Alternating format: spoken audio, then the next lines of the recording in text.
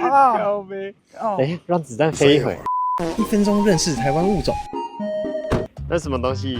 这个是短肢攀蜥，它算台湾的小变色龙，因为它的颜色太多了。你会看到绿色的、咖啡色、黑色的。我们可以看到它现在的体色是偏黑。如果它心情好或晒太阳的话，应该会变成绿色的。然后它嘴巴也是黑的，正常的是这样，都是黑的。对对对，是黄口才会黄黄的。好了好了好了好了，小朋友。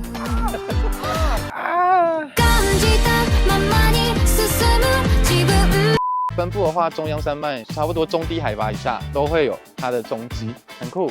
台湾的小变色龙啊，现在下大雨了，放它走了。掰了短肢攀蜥，我们来日再见。哎，有蛇哎，有蛇。